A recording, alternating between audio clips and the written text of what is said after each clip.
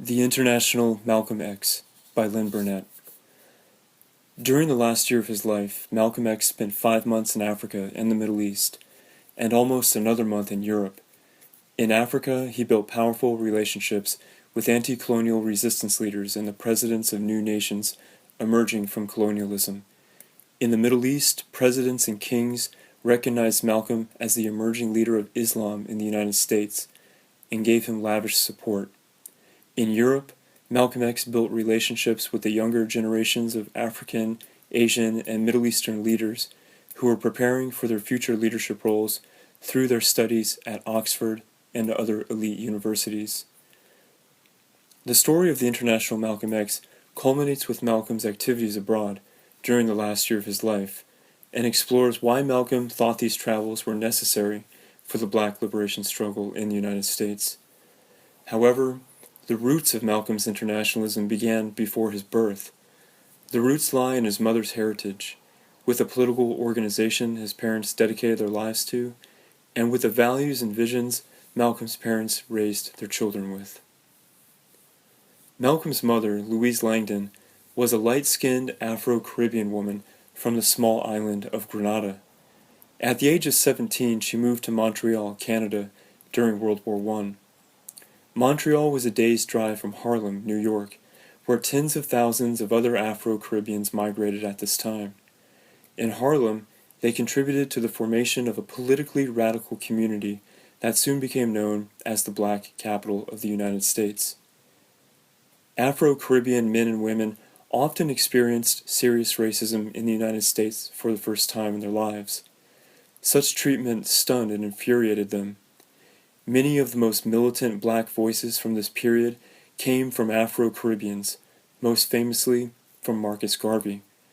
Garvey preached that African Americans, Afro-Caribbeans, and other members of the African diaspora needed to stop thinking of themselves as a small minority surrounded by overpowering white forces. Instead, they needed to think of themselves as members of the massive African and African diasporic population, which, if united, could gain complete freedom from white domination. Because Asia also suffered from European colonialism, Garvey went even further, advocating a united Asia working alongside a united Africa in the global battle against white supremacy. Achieving complete freedom, Garvey taught, required the total separation of blacks from whites. This required self-sufficiency. Ideally, no people of African ancestry would rely on whites for anything. They needed to create their own businesses, farms, banks, schools, and all other institutions. Over time, they would grow strong enough to begin building a new nation for themselves back in Africa, making their separation complete. In an era when the Ku Klux Klan would soon boast 4 million members, this vision of absolute separation seemed necessary to many African Americans.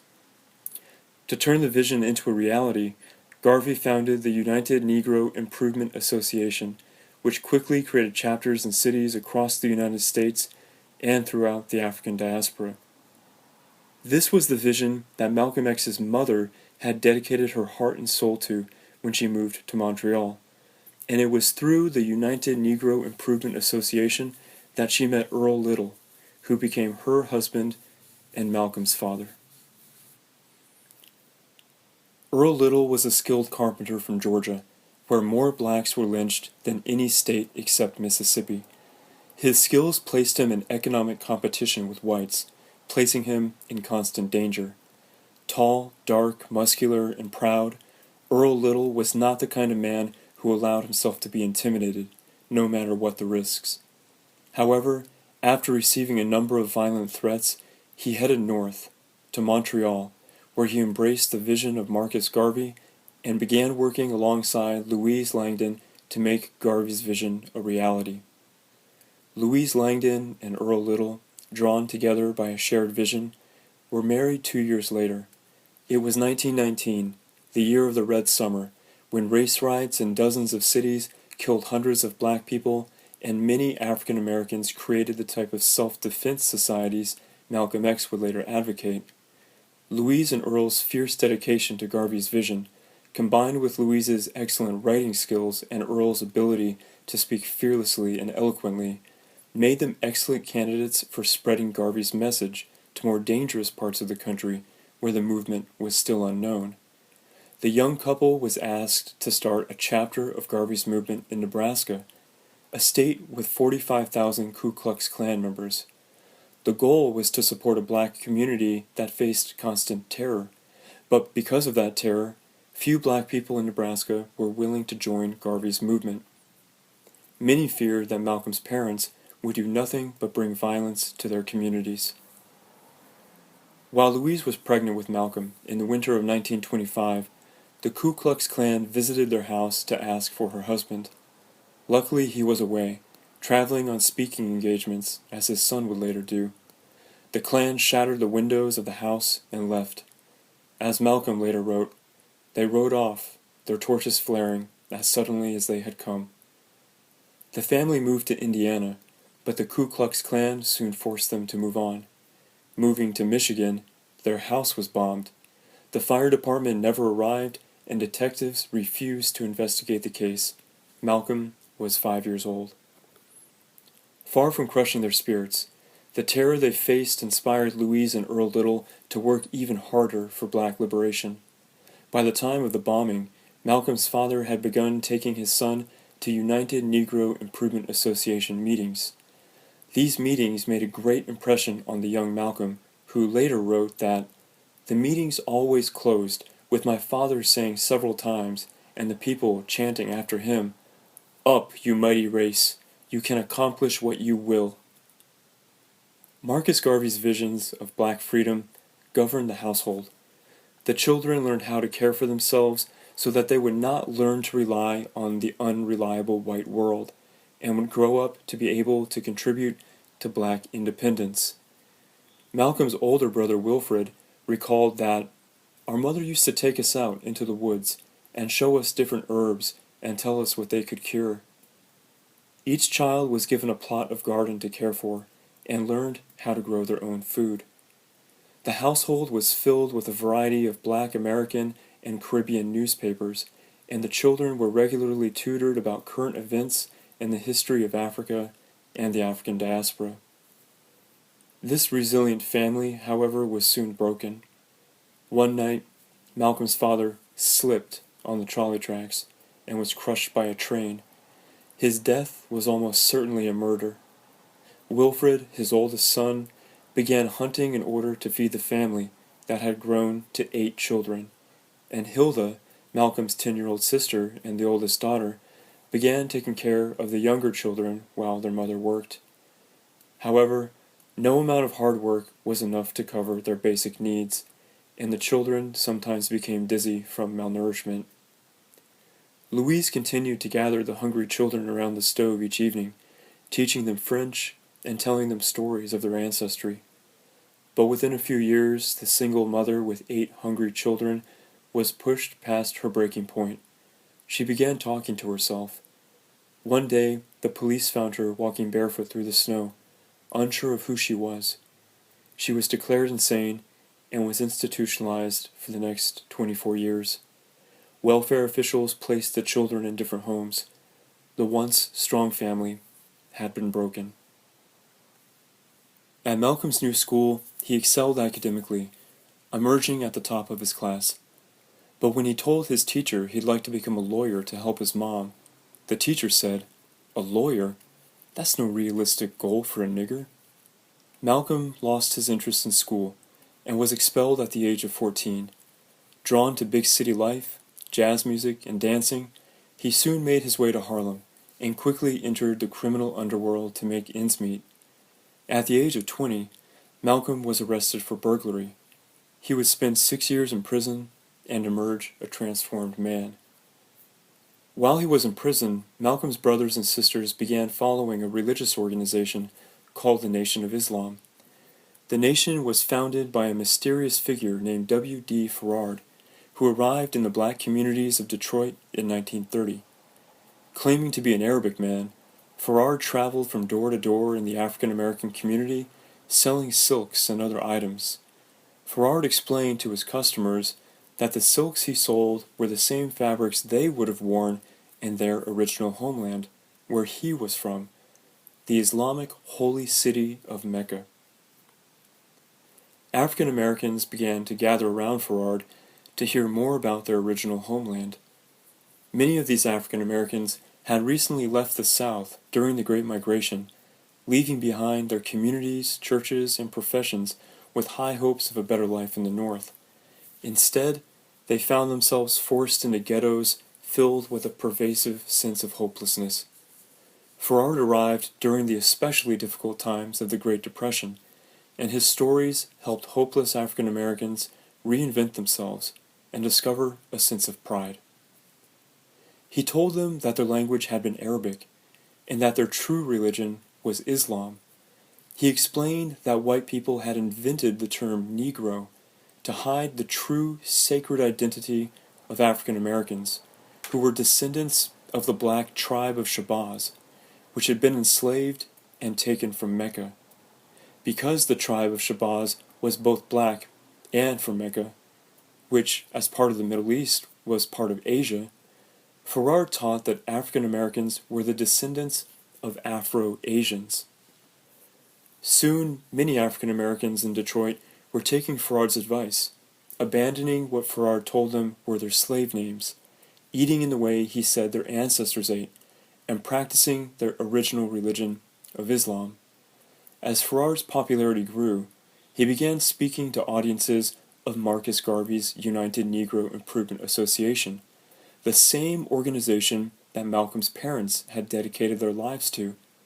The U.S. government had recently deported Garvey, and his organization was struggling to survive without him. As Garvey's United Negro Improvement Association fell apart, many of its members found hope in the organization founded by W.D. Farard, the Nation of Islam. Like Garvey, the Nation preached the separation of blacks and whites. Like Garvey, the Nation believed that this separation required African Americans to be self-sufficient and eventually to not rely on whites in any way. Like Garvey, who talked about Afro-Asian unity against white supremacy, the Nation taught a strong Afro-Asian connection built into the very ancestry of African Americans. However, there were also major differences between the two groups. Whereas Garvey taught that whites and blacks should separate because they were simply too different to ever get along, the Nation of Islam taught that white people were devils. And whereas Garvey taught that political action was necessary for black liberation, the Nation of Islam taught that African Americans should totally separate themselves from the political system, which, having been created by white devils, would never support them. Despite the differences between Marcus Garvey and the Nation of Islam, Malcolm's brothers and sisters were drawn to the new organization, which seemed similar to the values they were raised with. They tried to convert Malcolm to the Nation while he was in prison. When they told him that the Nation of Islam taught that white people possessed an evil devil nature, Malcolm thought the idea was ridiculous.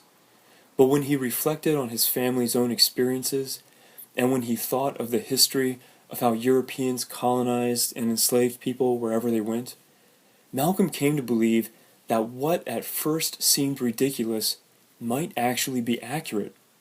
In prison, Malcolm was seriously studying history, and the more he studied, the more he started to believe that the Nation of Islam might be correct.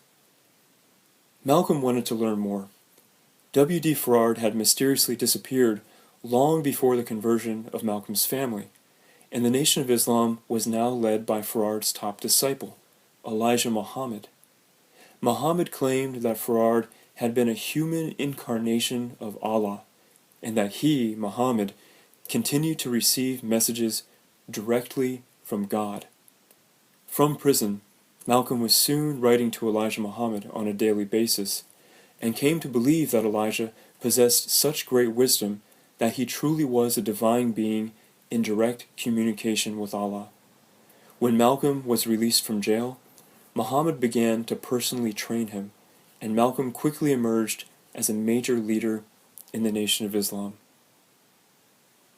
By the time the Montgomery bus boycott turned Martin Luther King into a major civil rights leader in 1955, Malcolm had already founded dozens of temples for the Nation of Islam and was the leader of the nation's temple in Harlem. During that year, an event overseas captured his attention, inspired him to think more internationally, and began the long process that led him to finally break with the Nation of Islam 9 years later. In 1955, 29 emerging African and Asian nations gathered to discuss unifying with one another at the Bandung Conference, also known as the Afro-Asian Conference, held in Indonesia. Many of these nations were currently at war with their colonial rulers. Some had recently gained independence, but although free, realized how easy it would be for powerful countries and corporations to continue to control their resources and use their populations as cheap labor. The nations gathered at the Afro-Asian Conference met to discuss how, although individually weak, they could gain strength through unifying and supporting one another. As the great Malcolm X scholar Manning Marable writes, Malcolm closely monitored these events, which to him fulfilled the divine prophecy foretelling the decline and fall of European and U.S. power. The Afro-Asian Conference must have reminded Malcolm of Garvey's teaching that Afro-Asian unity could overcome global white supremacy. The event caused him to seriously consider the potential for African-American participation in international alliances. Marable writes that, after the Afro-Asian Conference, Malcolm's sermons made increased references to events in Asia, Africa, and other Third World regions, and he emphasized the kinship Black Americans had with non-Western dark humanity. However, because the Nation of Islam taught that African Americans should not concern themselves with politics, Malcolm had to be careful about expressing these ideas. In 1958, Elijah Muhammad sent Malcolm on a trip to the Middle East to build ties between the Nation of Islam and the Muslim world. Although Malcolm was treated with respect, Islamic leaders in the Middle East gave the Nation of Islam only lukewarm support. Plans were made for Elijah Muhammad to visit the holy city of Mecca and take the hajj, and a full scholarship was later given to one of Elijah's sons to study at a major Islamic university. However, these were merely respectful gestures. The Islamic world was not inclined to build strong connections with the Nation of Islam. The trip forced Malcolm to realize that many of the teachings of the Nation of Islam were seen as incorrect or even sacrilegious by the rest of the Islamic world. Malcolm was told that teaching that white people were devils was blasphemy, and that Islam was a religion of universal brotherhood that did not believe in racial differences. On this trip, Malcolm also realized that, according to traditional Islam, it was heretical for Elijah Muhammad to claim that he was Allah's messenger. Malcolm said nothing of these doubts when he returned to the United States. He wrote nothing of them in his autobiography. He remained a completely humble servant to Elijah Muhammad for another half a decade. But Malcolm slowly made changes.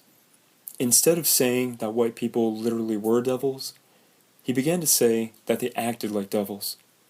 Malcolm now felt it was important to speak not only to black people, but to all people. He began speaking at colleges, and by 1960 had emerged as a popular speaker amongst college students of all races. It was during this time that members of the Nation of Islam began criticizing Malcolm. 5 years before the nation assassinated him, many followers of Elijah Muhammad were already concerned that Malcolm was moving away from Elijah's teachings. By the time Malcolm began writing his autobiography in 1963, these tensions had grown worse. Malcolm was deeply troubled by the fact that important figures in the Nation of Islam doubted his loyalty, and originally hoped to use the autobiography to prove his loyalty. The first chapters, written during this time, portray Malcolm as an uneducated, hardened criminal, which was untrue. Scholars now believe that Malcolm X exaggerated his ignorance and his criminal past in order to emphasize the power that the Nation of Islam had to save even the lowliest of peoples. Although Malcolm's autobiography began with this gesture of loyalty, it would not end that way. His loyalty was about to be pushed past its limits. In 1964, Malcolm discovered that Elijah Muhammad had been sleeping with and impregnating his young secretaries. Malcolm had heard these rumors for a long time, but as someone who believed that Elijah Muhammad was a divine being, he simply couldn't believe this was true. As the rumors spread, however, Malcolm knew that people would begin to ask him questions, and he needed to know how to respond. This caused him to investigate the rumors personally. When he found them to be true, Malcolm's faith in Elijah Muhammad was shattered. Malcolm officially left the Nation of Islam on March 8, 1964. He did not criticize the nation or expose the sexual misconduct of Elijah Muhammad. Instead, he told the press that as a minister with the nation, he was not allowed to become involved in the civil rights movement in the way that he wished to. "It's going to be different now," he said. "I'm going to join in the fight wherever Negroes ask for my help." However, powerful figures within the nation believed that Malcolm had spread the rumors about Elijah Muhammad himself, so that he could split the nation apart, form his own group, and elevate himself as a leader. Although they considered retaliation, the threat to Malcolm's life at this point was not nearly as serious as it would soon become. Malcolm's departure from the Nation of Islam left him confused and depressed. Luckily, he knew exactly what his new path would be. He had doubted the nation's teachings for years and was ready to embrace traditional Islam. Malcolm immediately founded a new Islamic organization called Muslim Mosque Incorporated, which would teach traditional Islam to Black Americans and allow them to become part of the global Islamic community. In order to spiritually renew himself and gain recognition as a leader of traditional Islam, Malcolm X traveled to the Middle East for the second time. He would visit the holy city of Mecca and take the hajj. When Malcolm arrived in Saudi Arabia, he discovered that he would not be allowed to enter the holy city of Mecca before he attended the hajj court. Because the teachings of the Nation of Islam were considered heretical, Malcolm had to prove to the court that he had abandoned the nation and embraced traditional Islam. Malcolm was prepared. He had begun studying traditional Islamic teachings with a leading scholar of Islam in the United States, Dr. Mahmoud Sharabi. Sharabi believed that Malcolm had the potential to emerge as a great leader of Islam in the United States, and believing this, provided Malcolm with contacts to the royal family of Saudi Arabia. With the backing of the royal family, the judge quickly recorded Malcolm's name in the Holy Register of True Muslims, giving Malcolm access to Mecca. He had now been formally acknowledged as a member of the global Islamic community. Before leaving, the judge told Malcolm, "I hope you will become a great preacher of Islam in America." During Malcolm's first visit to the Middle East in 1958, he had been told that Islam viewed all of humanity as one family, with no racial divisions. Now, as he participated in the Hajj in 1964, he witnessed this single human family with his own eyes and experienced it with his own heart. In Malcolm's words, he met whites on the Hajj who were more genuinely brotherly than anyone else had ever been to me. He wrote to Alex Haley, who was helping him write the autobiography, that "I began to perceive that white man, as commonly used, means complexion only secondarily. Primarily, it describes attitudes and actions." Islam, Malcolm wrote, had the power to remove that negative white attitude from the person with white skin color. From Mecca, Malcolm wrote home to his followers at the newly established Muslim Mosque Incorporated, telling them that what he had witnessed was so profound that it had forced me to arrange much of my own thought pattern and to toss aside some of my previous conclusions. He told them, "I have eaten from the same plate, drank from the same glass, slept on the same bed or rug, while praying to the same God, with fellow Muslims whose skins were the whitest of white, whose eyes the bluest of blue. For the first time in my life, I didn't see them as white men." Malcolm now envisioned spreading Islam to Americans of all races. He wrote to his followers that he could imagine the next generation of white youth adopting Islam and overcoming the long legacy of white racism. People of color, in particular, would benefit from becoming part of a global community of 750 million Islamic people, many of who had also suffered from white supremacy and could be potential allies. Before returning to the United States, Malcolm X visited Ghana. In 1957, Ghana had become the first sub-Saharan black African nation to gain its independence.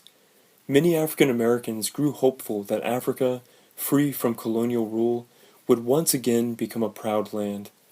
The president of Ghana, Kwame Nkrumah, invited black Americans to journey to Ghana to help build the new Africa.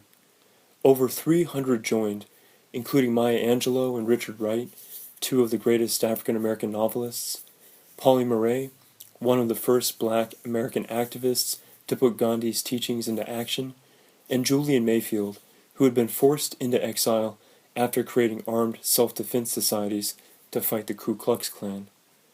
The most important African American expatriate to Ghana was W.E.B. Du Bois himself, the greatest black intellectual of the era.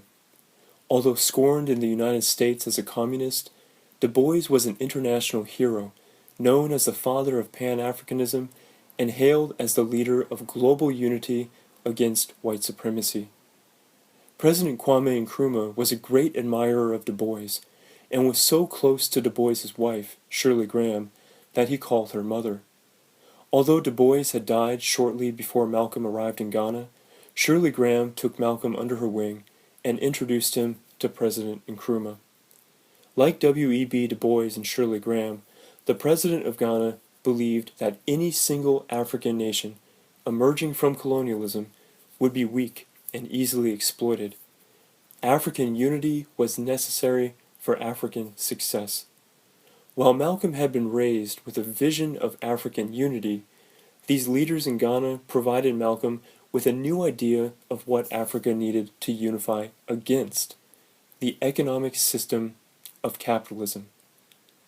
In Ghana, Malcolm found himself in a community of anti-capitalist revolutionaries who believed that the nature of capitalism was to exploit helpless individuals, communities, and even entire nations in order to make an economic profit and gain power.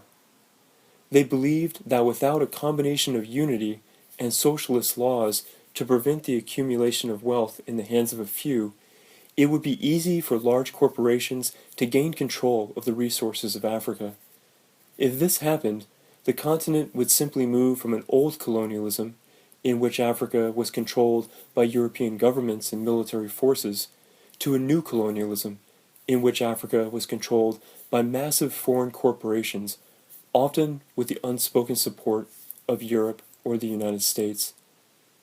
The revolutionaries in Ghana believed that just as racism had justified the old colonialism, that it would justify what they now call neocolonialism, the capitalist exploitation of Africans, Asians, and Latin Americans.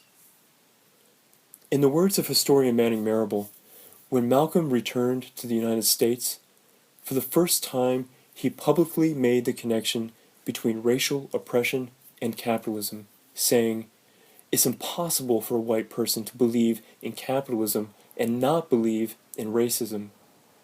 What Malcolm meant was that because capitalism relied on exploitation, and because exploitation often relied on racism, that whoever promoted capitalism also promoted racism, whether they did so consciously or not.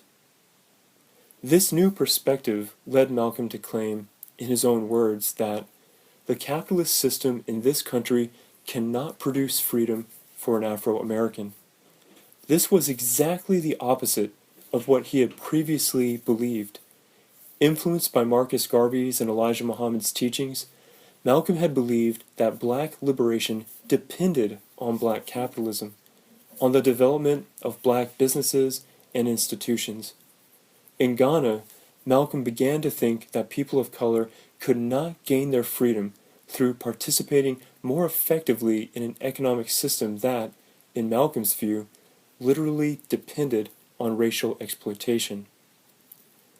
While in Ghana, Malcolm's perspectives on race also continued to change.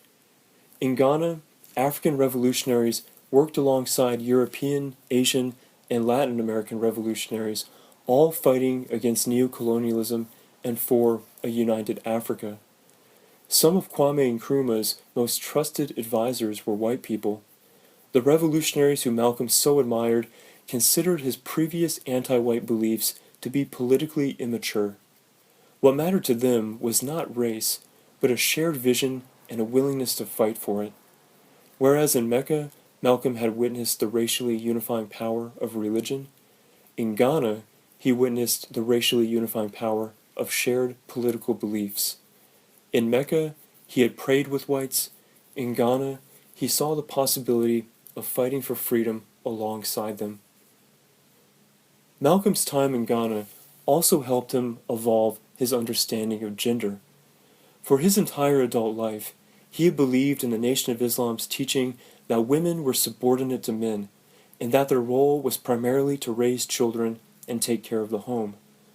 In Ghana, Malcolm found himself in an environment where some of the most respected leadership figures were revolutionary women, such as Shirley Graham, who was regularly visited by revolutionaries and dignitaries from across the world, and who made an effort to mentor Malcolm.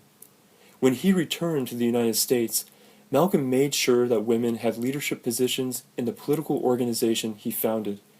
He would write to his expatriate friend in Ghana, Maya Angelou, asking her if she would join his cause. She accepted, but Malcolm's life would not last long enough for Angelou to work alongside him. Malcolm returned from his month abroad on May 21, 1964. With 8 months left to live, he went to work creating a new image for himself as a major leader both of civil rights and of Islam. To accomplish this, he downplayed his controversial anti-capitalist perspectives and elevated the story of how his journey to Mecca had changed his views on whites and provided him with a vision of universal brotherhood. Before departing for his month abroad, Malcolm had already established his own religious organization, Muslim Mosque Incorporated. He now went to work building a new political organization, the Organization of Afro-American Unity. The name was inspired by the 32 African nations that had founded the Organization of African Unity a year earlier to prevent the spread of neocolonialism. The purpose of Malcolm's Organization of Afro-American Unity was to unify the many civil rights groups engaged in the black liberation struggle in the United States, to build what Malcolm called a Black United Front. Malcolm then planned to link the Black United Front in the United States to the United Front of African nations against neocolonialism. Before going public with his new organization, Malcolm gathered with representatives from the major civil rights groups to discuss building the Black United Front. Martin Luther King was in jail, but a representative was sent to speak on his behalf. Malcolm proposed that it was time to internationalize the Black American freedom struggle and to bring human rights abuses against black people in the United States to the United Nations. The group, including King's representative, agreed. Their agreement was likely based on the fact that civil rights laws were often passed but not enforced, which caused these leaders to increasingly doubt the sincerity of the U.S. government. Some were starting to agree with Malcolm that the passage of laws with no enforcement mechanisms was a purposefully deceitful strategy to fool the world into thinking the U.S. was taking action when it wasn't. By the time Malcolm gathered these leaders together, the groundbreaking Supreme Court decision Brown v. Board of Education had existed largely unenforced for an entire decade. During that time, black poverty had worsened, and it appeared that the fight against poverty that lay ahead would be far more difficult than the fight against desegregation. For these reasons, as historian Manning Marable writes, civil rights leaders gave Malcolm the task of contacting those governments in Africa and the Middle East that might be expected to endorse the initiative of bringing U.S. human rights abuses before the UN. His subsequent activities abroad in the second half of 1964 were an attempt to implement this strategy. Before returning to Africa and the Middle East, Malcolm made a fateful decision. He had come to believe that the Nation of Islam was harming African Americans and preventing the spread of true Islam in the United States. Malcolm now sought to destroy the Nation of Islam.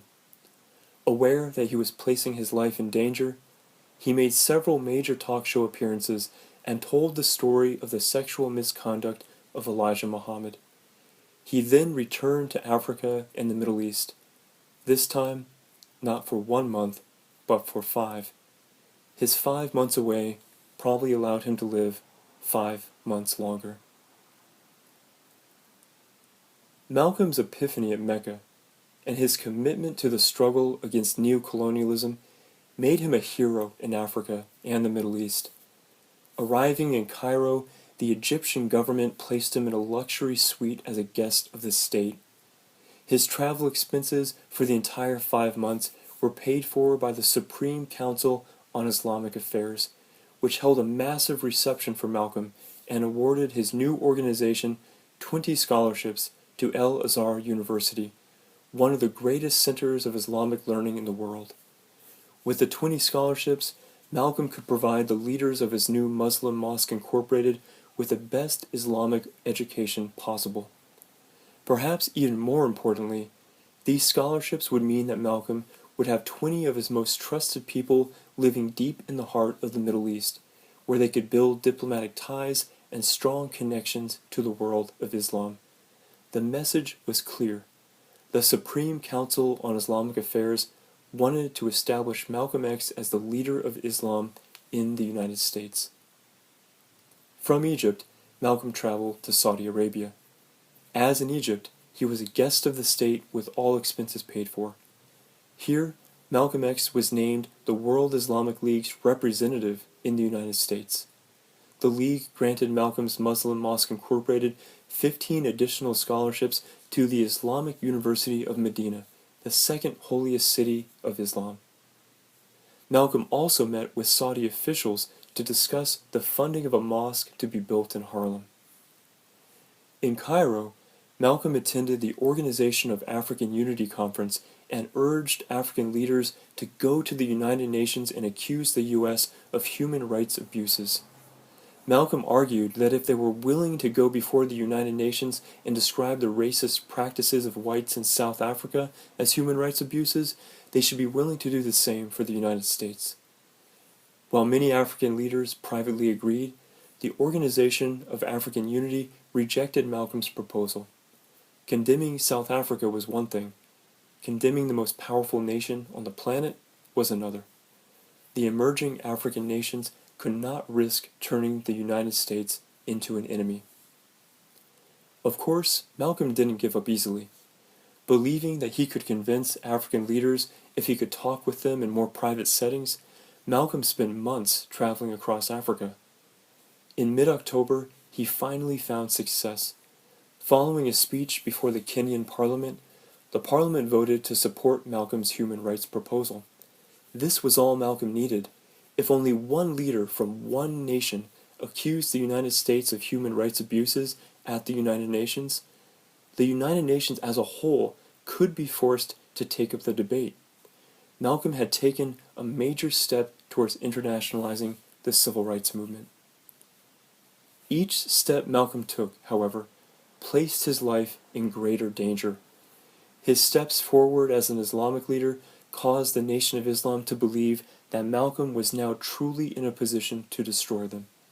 His steps forward in accusing the United States of human rights abuses made the U.S. government view Malcolm as an enemy of the state.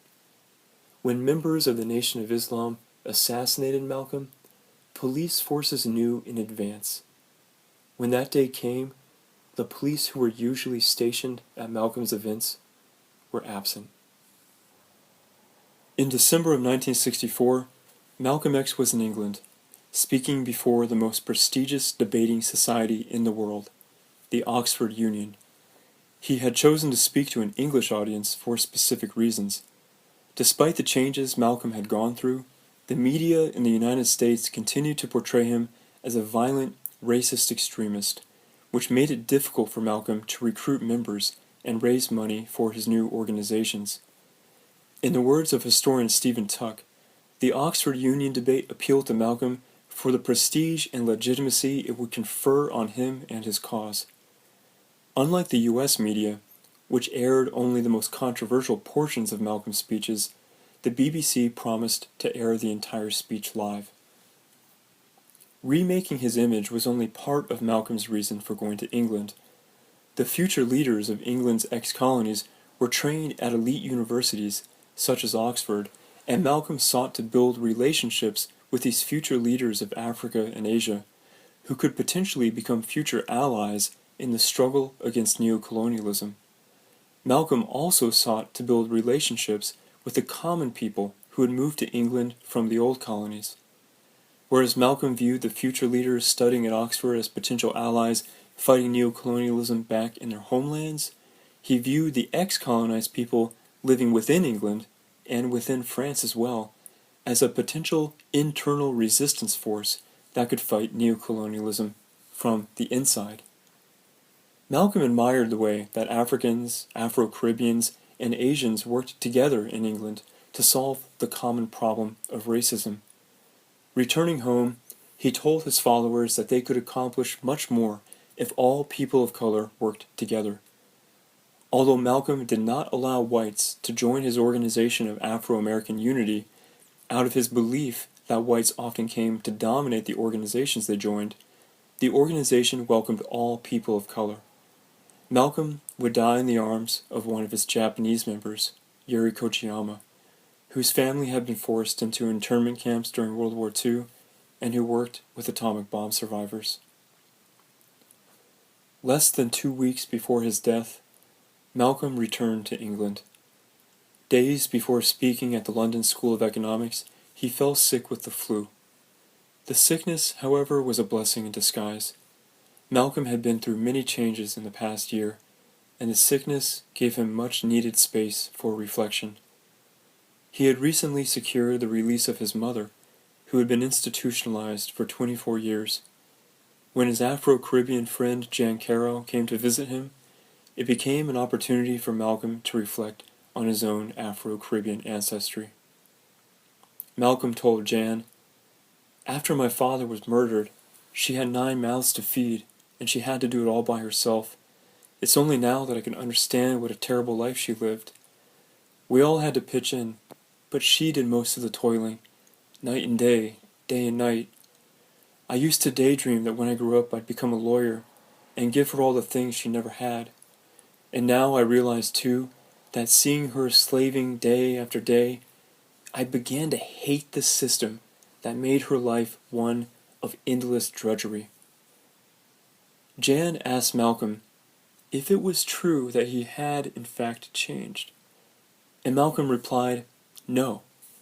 I'm one and the same person, the son of a mother and father who were devoted Garveyites all their lives. The son of a father who was murdered and a mother who was mentally crucified by racists. I'm carrying on the work they started, just as my children will carry on my work when I'm gone. Before they carted my mother off to a mental hospital and tore our family apart, she kept telling us that without an education, we'd be like people blindfolded in a forest pockmarked with quicksand. I strayed from those teachings of hers for years, but I came back, didn't I?" Malcolm had come back to his mother's teachings, in a way. He no longer believed in Marcus Garvey's black separatism. He no longer believed in Garvey's notion that the development of black capitalism would lead to black liberation. But at the time of his death, Malcolm was beginning to build the sort of black united front his parents had raised him to believe in. He was beginning to build a bridge between a unified black America and a unified Africa, as his parents had dreamed of. And through Islam, Malcolm was even laying the hopeful foundations for the Afro-Asian solidarity that Marcus Garvey taught would overcome global white supremacy and the colonialism and neocolonialism it supported. Malcolm's parents would have been very proud of their son.